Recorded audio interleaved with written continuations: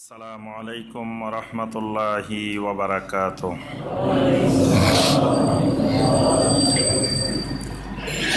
আউযু বিল্লাহি মিনাশ শাইতানির রাজীম। বিসমিল্লাহির রহমানির রহিম। সূরা সফের তাফসিরে যাওয়ার আগে সংক্ষিপ্তভাবে একটি গুরুত্বপূর্ণ বিষয়ে আলোচনা করে আমরা সূরা সফের তাফসিরে যাব ইনশাআল্লাহ। কোরআনে কারিমের তাফসির শোনা, কোরআনে কারিমের তাফসিরের দাওয়াত ও তাবলীগ করা, প্রচার প্রসার করা, এর মধ্যে আল্লাহ রাব্বুল আলামিন এত বিশাল সংখ্যক পুরস্কার রেখেছেন যেটি আর কোনো আমলের মধ্যে আল্লাহ সুবহানাহু ওয়া তাআলা এত পুরস্কার রাখেন নাই। কারণ কোরআনে কারিম কার কালাম? আল্লাহ সুবহানাহু ওয়া তাআলার কালাম।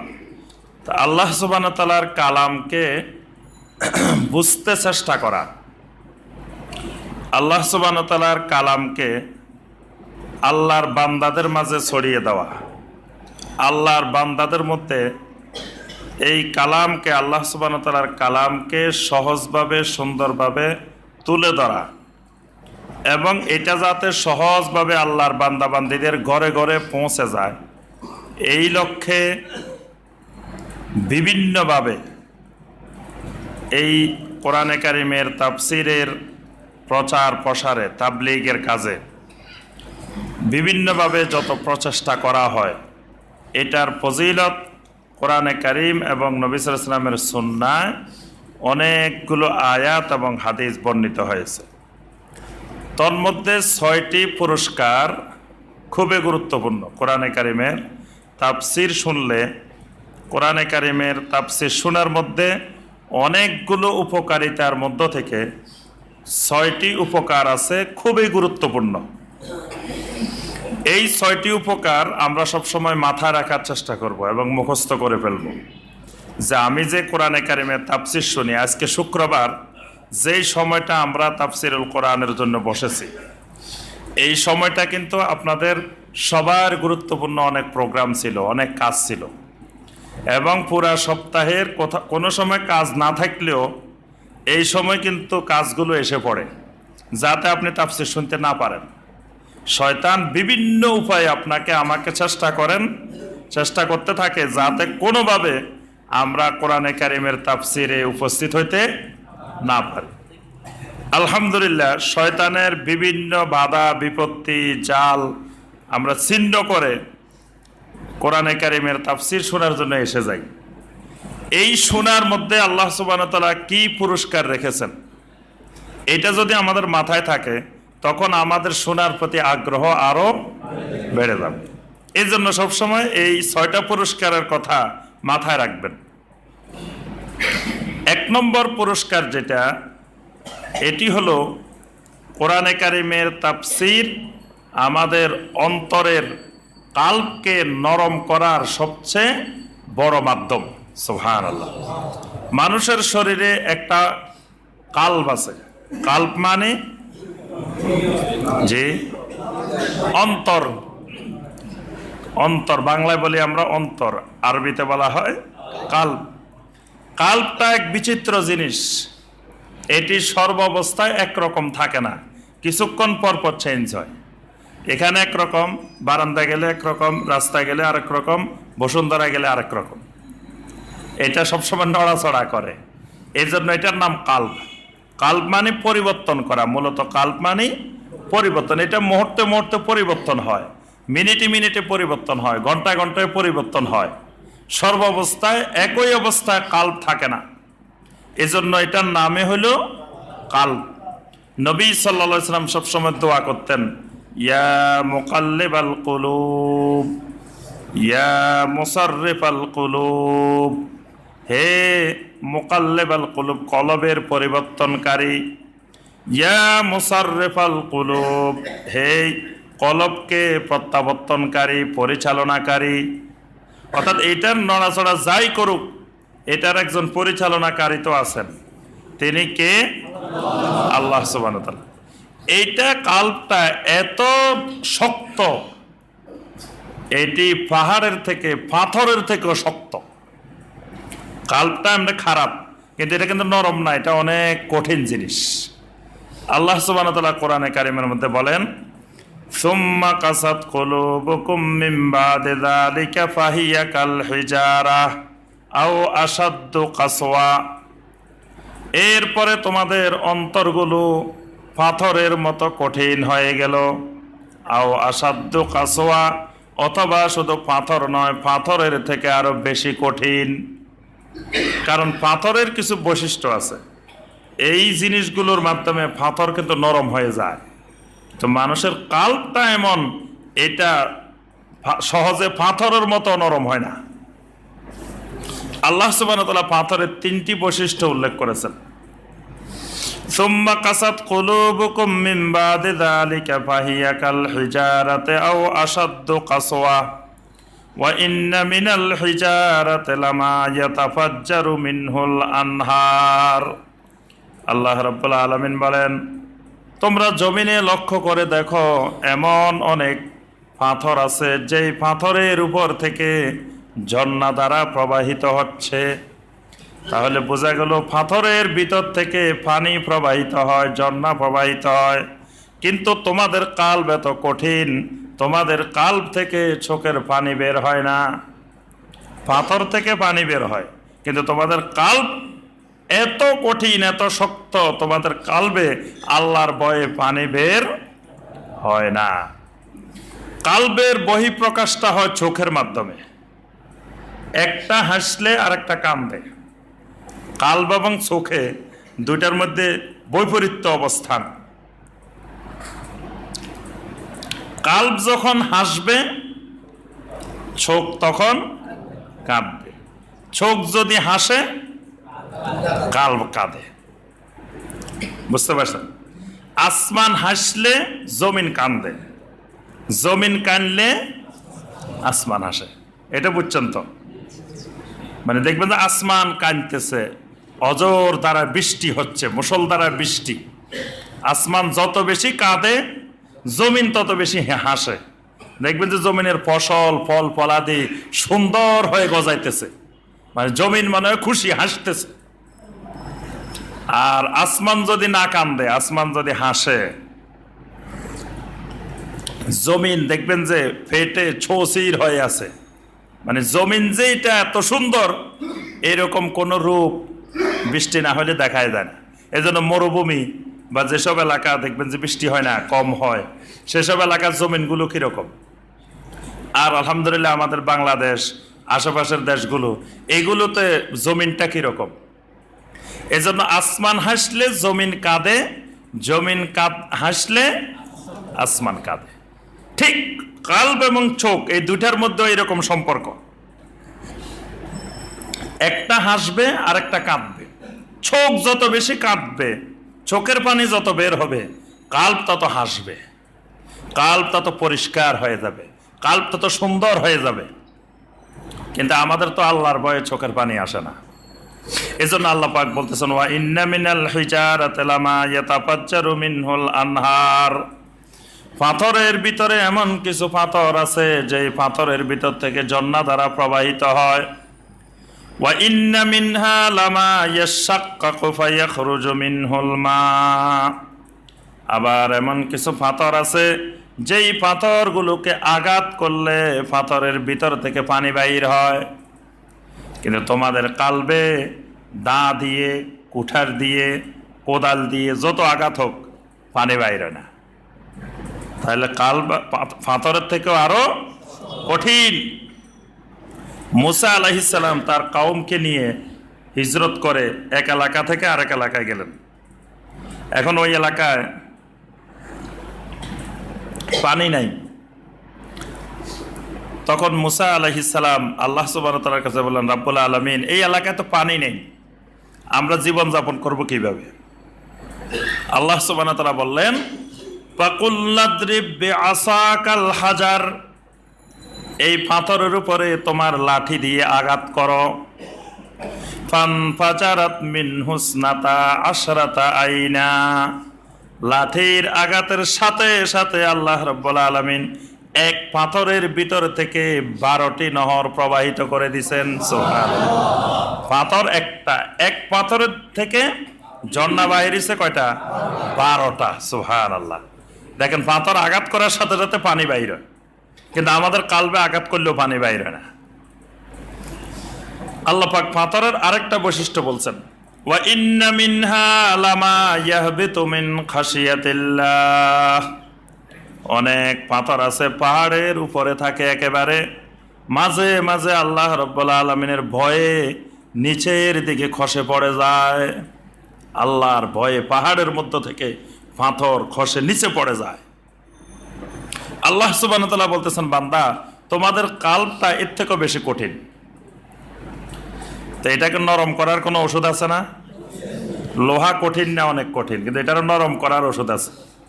দেখবেন যে কামারের দোকানে নিয়ে যাবেন, নিয়ে গেলে লোহারে কেমনে নরম করতে হয়, লোহার ওস্তাদ লোহাকে নরম করে গলায় একবারে সাইজ করে যেটা বানানো দরকার সেটা বানাতে পারে। তা আমাদের যে কালটা এত কঠিন, পাথরের থেকেও কঠিন, এটাকে নরম করার কোনো ওষুধ আছে না? ওই ওষুধটাই তাফসিরুল কোরআন। সুবহানাল্লাহ। আল্লাহ পাক সূরা আল আনফালের 2 নম্বর আয়াতে বলে দিয়েছেন, ইন্নামাল মুমিনুনা আল্লাযীনা ইযা যুকিরাল্লাহু ওয়াজিলাত কুলুবুহুম। আল্লাহ রাব্বুল আলামিন বলেন, মুমিন তো তারাই, তাদের সামনে যখন আল্লাহর জিকিরের আলোচনা হয়, আল্লাহর জিকির মানে কোরআন, কোরআনে কারীমের আলোচনা হয়, কোরআনে কারীমের তাফসীর হয়, ওয়াজিলাত কুলুবুহুম, তাদের অন্তরগুলো একেবারে নরম হয়ে যায়। সুবহানাল্লাহ। অন্তরগুলো একেবারে গলে নরম হয়ে যায়। এরপরে এই অন্তর দিয়ে আপনি যেটা বানাতে চাবেন সেটা বানানো যাবে। এই অন্তর দিয়ে যদি মনে করেন যে আপনি জান্নাতে যাওয়ার জন্য যেটা যেটা বানাতে চান সেটা বানানো যাবে, তখন আপনার নিয়ন্ত্রণে চলে আসবে কাল্ব। যদি অন্তরকে নরম বানানো যায়, আপনি মাটি যদি নরম না বানান তাহলে কিন্তু জগও বানাতে পারবেন না, গ্লাসও বানাতে পারবেন না, পাতিলও বানাতে পারবেন না, কলসও বানাতে পারবেন না, কিছু বানাতে পারবেন না।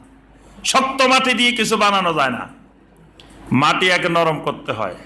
দেখছেন না ওই কারখানা কোনোদিন দেখছেন যেখানে কলস বানায়, তারপরে খোলা বানায়, মাটির বিভিন্ন জিনিস বানায়, দেখছেন না কুমার? আগে মাটিটাকে একবার নরম বানায় ফেলতে হবে, তারপরে আবার যেটা বানাতে চায় সেটা বানানো যাবে। তা কালকেও এরকম নরম বানাতে হবে। আগে নরম বানানোর 1 নম্বর ওষুধ কি? তাফসিরুল কোরআন, কোরআনে কারিমের তাফসির। 2 নম্বরে কোরআনে কারিমের তাফসিরের বড় ফায়দা হলো, ওয়া ইযা তুলিয়াত আলাইহিম আয়াতুহু যাদাতুহুম ঈমানা। মুমিনদের সামনে যত বেশি কোরআনের আয়াত আলোচনা করা হবে, আল্লাহ রাব্বুল আলামিনের কথা আলোচনা করা হবে, মুমিনের ঈমান তত বেড়ে যায়। সুবহানাল্লাহ। কারণ মুমিন সবচেয়ে বেশি মহব্বত করে কাকে? ওয়াল্লাযীনা আমানু আশাদ্দু হুব্বাল লিল্লাহ। একজন ঈমানদার সবচেয়ে বেশি মহব্বত করে আল্লাহ রাব্বুল আলামিনকে। তো যাকে সবচেয়ে বেশি মহব্বত করে তার কথা শুনতে সবচেয়ে বেশি মজা লাগে। যে যাকে যত বেশি মহব্বত করে, আপনি যদি ঘরের মধ্যে আপনার ছেলে বা মেয়ে যেটাকে বেশি ভালোবাসেন সেইটাই যত কথা কয় তত মজা লাগে, লাগে না? দেখবে যে এটা গালি দিলেও মজা লাগে, বাপকে যদি মারেও তাও বাপের কাছে মজা লাগে। কেন? মহব্বতের কারণে। তাহলে আল্লাহর বান্দা যদি আল্লাহ সুবহানাহু ওয়া তাআলাকে মহব্বত করে, তা আল্লাহ সুবহানাহু ওয়া তাআলার কথা যত শুনবে তত মজা লাগে, যত শুনবে তত মজা লাগে। এই জন্য তাফসিরুল কোরআনের দ্বিতীয় ফায়দা হলো, তো ওয়াইদা তুলিয়াত আলাইহিম আয়াতুহু যাদাতহুম ঈমানা। যত বেশি কোরআনে কারীমের তাফসির শুনবে তত বেশি ঈমান বেড়ে যাবে। সুবহানাল্লাহ। ঈমান বাড়েও ঈমান কমে। ঈমান আল্লাহর আনুগত্যের মাধ্যমে বাড়ে। ইন্নাল ঈমানা ইয়াজিদু বিত্তাআহ। আল্লাহর আনুগত্যের মাধ্যমে ঈমান বাড়ে।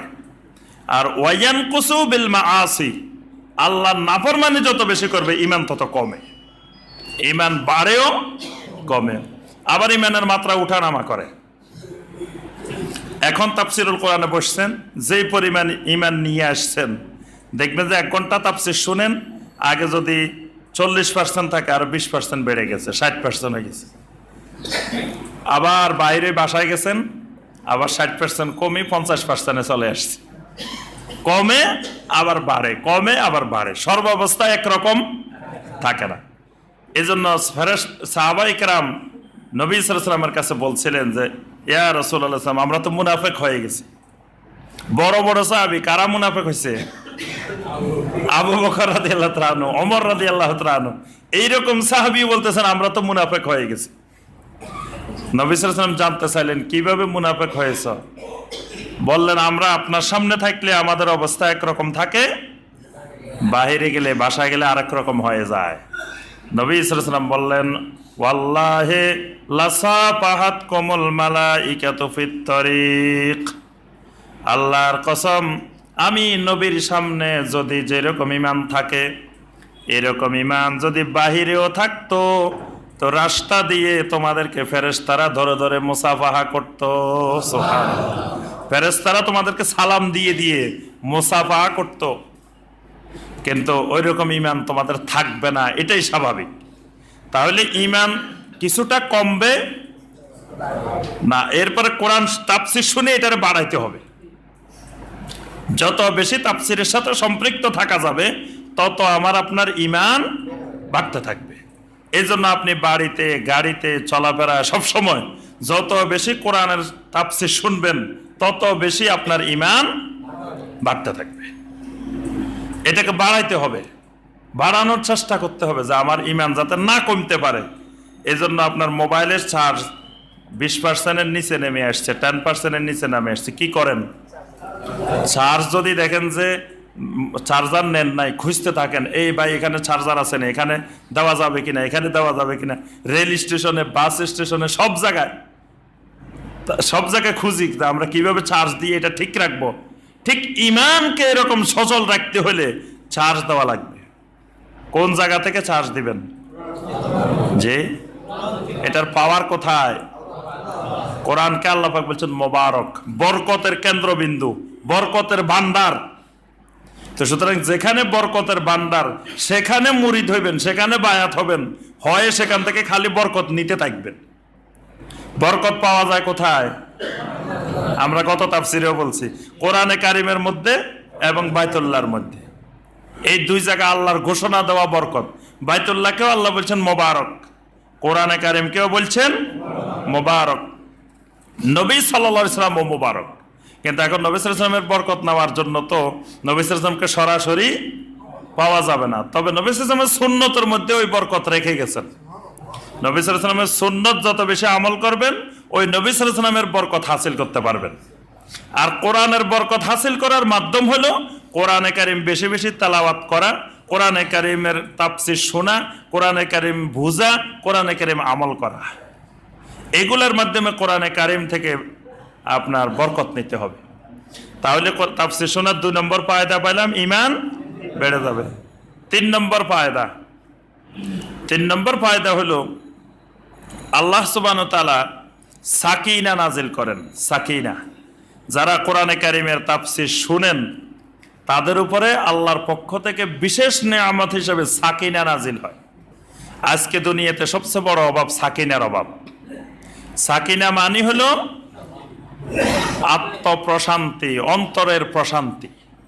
আজকে টাকা পয়সার অভাব নাই, মানুষের অর্থের অভাব নাই, জনবলের অভাব নাই, কোনো দিকে কোনো অভাব নাই, তো মনে শান্তি নেই, পরিবারে শান্তি নাই, মনে শান্তি নাই, অশান্তি আর অশান্তি। এর কারণ সাকিনা নাই। অন্তরে যত বেশি সাকিনা থাকবে, তত বেশি আপনি অন্তরের প্রশান্তি অনুভব করবেন। আর কোরআনে কারিমের তাফসীর যত বেশি শুনবেন, অন্তরে তত বেশি সাকিনা নাজিল হবে। আল্লাহ রাসূল সাল্লাল্লাহু আলাইহি ওয়াসাল্লাম ঘোষণা দিয়েছেন, ওয়ামা ইজতামা কওমুন ফি বাইতিম মিন বুয়ুতিল্লাহ। আমাদের আজকে বেশিরভাগ তাফসীরুল কোরআন মাহফিল হয় মাঠে ময়দানে, মসজিদে হয় না। নবী সাল্লাল্লাহু আলাইহি ওয়াসাল্লাম বলছেন, ওয়ামা ইজতামা কওমুন ফি বাইতিম মিন বুয়ুতিল্লাহ। আল্লাহর ঘরসমূহের মধ্য থেকে কোনো একটি ঘরের মধ্যে যদি আল্লাহর কিছু বান্দা সমবেত হয়, ইয়াতলুনা কিতাবাল্লাহ, সমবেত হয়ে আল্লাহর কোরআন তালাওয়াত করে। ওয়ায়াতাদারাসুনাহু বাইনাহুম, আল্লাহর তালাওয়াতকৃত আয়াতগুলোকে ভালোভাবে বোঝার জন্য আলোচনা পর্যালোচনা করে। আল্লাহ রাব্বুল আলামিন এই বান্দাগুলোর উপরে ইল্লা নাযালাত আলাইহিমুস সাকিনা, এদের উপরে আল্লাহ রাব্বুল আলামিন সাকিনা নাজিল করেন। সুবহানাল্লাহ। এজন্য কোরআনে কারীম ঘরের পরিবারের সবাইকে শোনাবেন, ওই পরিবারের মধ্যে সাকিনা নাজিল হবে। আমরা এখানে শুনবো, আমাদের উপরে সাকিনা নাজিল হবে। সাকিনা খুবই গুরুত্বপূর্ণ জিনিস। সাকিনা যত বেশি পাবেন তত বেশি শান্তি আসবে। এটা হলো 3 নম্বর পুরস্কার। 4 নম্বর পুরস্কার হলো ওয়াহাফাতহুমুল মালাইকা, যেই মসজিদের ভিতরে, যেই আল্লাহর ঘরের ভিতরে কোরআনে কারিমের তাফসীর চলতে থাকে, যেখানে পিছনে খালি জায়গাগুলো থাকে, ইল্লা হাফাতহুমুল মালাইকা, আল্লাহ রাব্বুল আলামিনের ফেরেশতারা চতুর্দিক থেকে বেষ্টন করে বসে যায়। সুবহানাল্লাহ। জমিনের যেখানে দেখে যে এখানে কোরআনের তাফসীর হচ্ছে, তখন ফেরেশতারা চারিদিক ঘিরে এদেরকে বসে যান। সুবহানাল্লাহ। তাহলে ফেরেশতারা বসে যাওয়ার মানে কি? ফেরেশতারা যদি বেষ্টন করে বসেন, ফেরেশতারা যেই জায়গায় সেই জায়গায় আল্লাহর রহমত আছে। এবং আমরা এখানে যত জিকির করব, যত আলোচনা করব, যত আমিন বলবেন, যত দোয়া বলবেন, ফেরেশতারাও আমাদের সাথে বলতে থাকবে। আমরা যদি বলি আল্লাহ আমাদের অমুক ভাইকে সুস্থ করে দিন, আমরা বলতেছে আমিন, ফেরেশতারাও বলতেছে আমিন। তা আমাদেরটা কবুল হইতেও পারে, নাও হইতে পারে, কিন্তু ফেরেশতাদেরটা যে কবুল হবে এই ব্যাপারে কোনো সন্দেহ নাই, কারণ তারা মাসুম, তারা কোনো আল্লাহর নাফরমানি করেন না, তারা দোয়া করলেই কবুল। তাহলে কয়টি গেল ফায়দা? 4 নম্বর। 5 নম্বর ফায়দা হলো ওয়াগাশিয়াতহুমুর রাহমা, আল্লাহ রাব্বুল আলামিনের রহমত তাদেরকে আচ্ছন্ন করে ফেলে। সুবহানাল্লাহ। কোরআনে কারীমের তাফসীর যারা শুনে তাদেরকে আল্লাহ সুবহানাহু ওয়া তাআলার রহমত আচ্ছন্ন করে ফেলে। এখানে আমরা বসছি, এখান থেকে শুরু করে আরশে আজিম পর্যন্ত পুরা অঞ্চলটা আল্লাহর রহমতে ভরপুর হয়ে গেছে। সুবহানাল্লাহ। এবং ফেরেশতারা যখন বিচরণ করেন আকাশ দিয়ে, তখন দেখেন যে কিরে সরকার বাড়ি মসজিদ বরাবর একবারে আরশে আজিম পর্যন্ত রহমতে আচ্ছন্ন করা, এখানে কোরআনের তাফসীর হইতেছে। সুবহানাল্লাহ। তখন ফেরেশতারাও দলে দলে এই উপরের থেকে যখন দেখেন, তখন ওই জায়গায় চলে আসেন। সুবহানাল্লাহ। তাহলে আল্লাহর রহমত দিয়ে আচ্ছন্ন হয়ে যায়। আল্লাহর রহমত ছাড়া কোনো লোক জান্নাতে যাওয়া সম্ভব না। আমল দিয়ে কোনো লোক জান্নাতে যেতে পারবে না। সাহাবায়ে কেরাম জিজ্ঞাসা করেন, ইয়া রাসূলুল্লাহ, আপনিও না? নবী সাল্লাল্লাহু আলাইহি ওয়াসাল্লাম বলেন, ওয়ালা আনা ইল্লা আন ইয়াতাগাম্মাদানি ইয়া রাব্বি বিরহমা, আমি নিজেও আল্লাহর রহমত ছাড়া জান্নাতে যেতে পারবো না। আমার রব যখন আমাকে রহমত দিয়ে আচ্ছন্ন করে নেবেন, তখনই আমি জান্নাতে যেতে পারবো। সুবহানাল্লাহ। তাহলে আল্লাহর রহমত বেশি বেশি দরকার। আর এই রহমতের জন্য কোরআনে কারীমের তাফসীর, কোরআনে কারীমের ব্যাখ্যা বিশ্লেষণ জানার, বোঝার চেষ্টা করা দরকার। কয়টা গেছে? যে 5টা। 6 নম্বর যেটা, সেটা হলো ওয়াযাকারাহুমুল্লাহু ফী মান ইনদাহ, যে মানুষগুলো জমিনে বসে আল্লাহ রাব্বুল আলামিনের কোরআনের তাফসীর শুনবে, এই মানুষগুলোর নাম, এই মানুষগুলোর তালিকা আরশে আজিমে আল্লাহ রাব্বুল আলামিনের কাছে চলে যায়। সুবহানাল্লাহ। আল্লাহ রাব্বুল আলামিন তার পাশে যত ফেরেশতারা আছেন, ওই ফেরেশতাদের সাথে এই মানুষগুলোর নাম ধরে ধরে আলোচনা করতে থাকেন। সুবহানাল্লাহ। জমিনে বসে আল্লাহর কালাম নিয়ে যারা আলোচনা করতে থাকে, শুনতে থাকে, আল্লাহ পাক আরশে আজিমে জিজ্ঞাসা করেন যে এই যে মানুষগুলো নদ্দা সরকার বাড়ি মসজিদে বসে বসে কোরআনে কারিমের তাফসীর শুনতেছে, এরা কি আমাকে দেখছে? ফেরেশতারা বলবেন, না রব্বুল আলামিন, এরা তো আপনাকে দেখেন নাই। আচ্ছা, তো এরা আমাকে না দেখে আমার রাসূল দেখে নাই, ফেরেশতা দেখে নাই, কত কিছু, জান্নাত দেখে নাই, জাহান্নাম দেখে নাই, কিন্তু আমি আল্লাহর উপরে ঈমান এনে আমি আল্লাহর কথাগুলোকে তারা মহব্বত করে বোঝার চেষ্টা করতেছে। আল্লাহ পাক ঘোষণা দেন, আমি এদের সমস্ত গুনাহ মাফ করে দিলাম। সুবহানাল্লাহ। কত বিশাল ফায়দা। আমরা বসে আছি জমিনে, তালিকা চলে গেছে কোথায়? আরশে আজিমে। কত দামি মানুষ যে বসে আছে জমিনে, চলে গেছে আরশে আজিমের, নাম গেছে, আমরা যাই নাই। আবার আমাদের দেশের কেউ কেউ বলে কোন কোন পীর সাহেব নাকি আরশে আজিমে চলে যায়। আমরা আরশে আজিমে যাই না, আমাদের নাম চলে যায়। নবী সাল্লাল্লাহু আলাইহি ওয়াসাল্লাম বলেছেন ওয়া যাকারাহুমুল্লাহু ফি মান ইনদা, আল্লাহ পাক তার নিকটের ফেরেশতাদের কাছে এই মানুষগুলোর ব্যাপারে আলোচনা করতে থাকে। তাহলে তাফসিরের আরো অনেক ফায়দা আছে। কোরআনের সাথে সম্পর্ক থাকলে, কোরআন হলো কারামত, কোরআনে কারিম, কোরআন হলো কোরআনে আজিম, কোরআন হলো কোরআনে কারিম।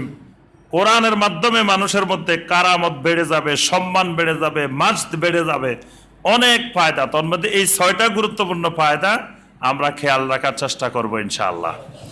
এরপরে এই কোরআনে কারিমের তাফসিরের প্রচার প্রসারের জন্য যদি আপনি কাজ করেন, এটার তাবলীগের জন্য যে আপনি প্রচার প্রসারে, কেউ যেমন কোনো ভাইয়েরা ধরেন এখানে যে ভিডিও করতেছেন, এগুলো ফেসবুকে দিচ্ছেন, ইন্টারনেটে দিচ্ছেন, ইউটিউবে দিচ্ছেন, উদ্দেশ্য কি? দাওয়াত, তাবলীগ, যে কোরআনের কথাগুলো মানুষের কাছে পৌঁছুক, আল্লাহর বান্দাদের কাছে যাক। এবং এটার জন্য বিভিন্ন ভাই বিভিন্নভাবে সহযোগিতা করেন। কেউ দেখা যায় মেমোরি কার্ডে করে নিয়ে আরেক জায়গায় দিচ্ছেন, কেউ দেখা যাচ্ছে যে সিডি বানাই দিচ্ছেন। অনেক ভাই নিজের শ্রম দিয়ে চেষ্টা করে বিভিন্ন উপায়ে কিভাবে আল্লাহর বান্দাদের কাছে আল্লাহর কথাগুলো পৌঁছবে, এই চেষ্টা করেন।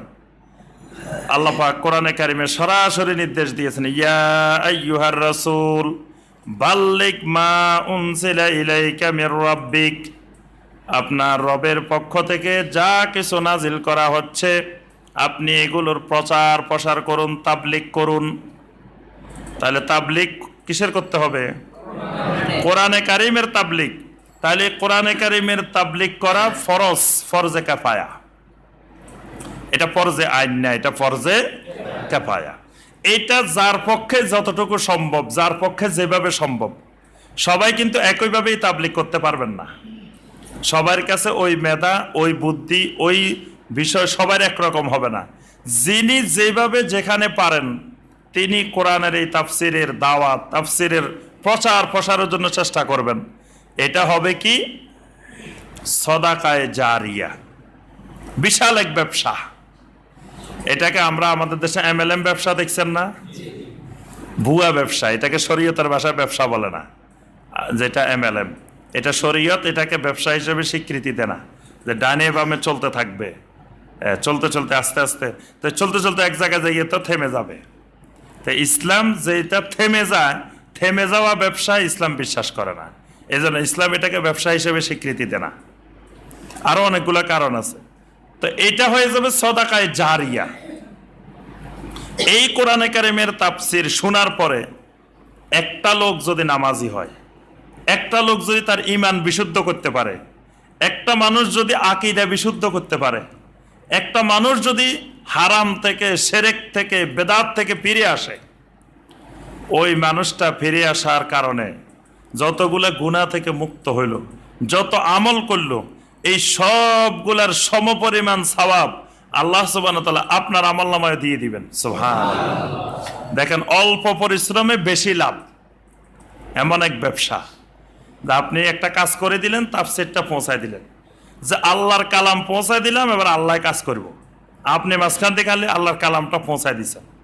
এই পৌঁছানোর বরকতে এই মানুষটার যত পরিবর্তন, আমলের পরিবর্তন, সবগুলার একটা অংশ আপনি আমি পেয়ে যাচ্ছি। আবার খালি পেয়ে শেষ না, ওই মানুষটার মাধ্যমে আরেকজন পাচ্ছে, আরেকজন পাচ্ছে, আরেকজন পাচ্ছে। এইভাবে কিয়ামত পর্যন্ত চলতে থাকবে। আমি আপনি কবরে চলে যাব, এই যত মানুষ কিয়ামত পর্যন্ত এই কোরআনে কারিমের তাফসীর শুনতে থাকবে, পেতে থাকবে, বুঝতে থাকবে, আমল করতে থাকবে, আমাদের আমলনামায় এগুলোর সওয়াব যেতে থাকবে। সুবহানাল্লাহ। কবরে শুয়ে থাকবেন, কোনো কাজ করা লাগবে না, পরিশ্রম করা লাগবে না, শুধু সওয়াব যাই যোগ হইতে থাকবে, অ্যাকাউন্টে খালি জমা হইতেছে, জমা হইতেছে, জমা হইতেছে। কিয়ামতের ময়দানে দেখবেন যে কি বিশাল সওয়াব, বিশাল আমলের সওয়ালে, কিরে এত আমল তো করি নাই। ওই যে যত মানুষ করেছে সবগুলো আল্লাহ পাক আমার আপনার অ্যাকাউন্টের সাথে লিঙ্ক করে দিবেন, অটোমেটিক গিয়ে জমা হতে থাকবে। সুবহানাল্লাহ। তাহলে এত বড় গুরুত্বপূর্ণ ব্যবসা কি আপনারা করতে চান? হ্যাঁ, যদি আমরা করতে চাই তাহলে যার পক্ষে যেভাবে সম্ভব সেইভাবে আমরা এই কোরআনে কারিমের তাফসিরকে, আল্লাহর কথা আল্লাহর বান্দাদের কাছে পৌঁছায় দেওয়া। আমরা হইলাম মাঝখান দিয়ে একটা মাধ্যম, আর কিছুই না। কথাও আল্লাহর, যার কাছে পৌঁছামো সেও আল্লাহ।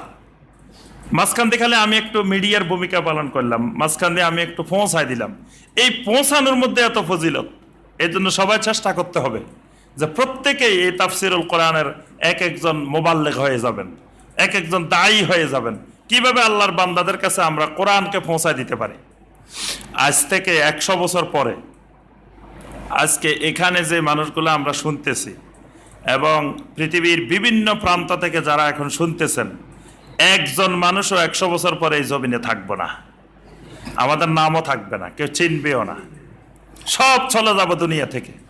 কিন্তু এই কোরআনে কারিমের তাফসিরের যদি কিছু খেদমত করে যেতে পারেন তাহলে হাজার হাজার বছর ধরে এই সদাকায়ে জারিয়া আমাদের আমলনামায় যোগ হতে থাকবে। তাহলে এই ফজিলতের কাজটা আমাদের বেশি বেশি করা দরকার। যিনি যেভাবে পারি, যার পক্ষে যেভাবে সম্ভব, এটা তাবলীগ করতে হবে। আল্লাহ পাক আমাদের সবাইকে তৌফিক দান করুন।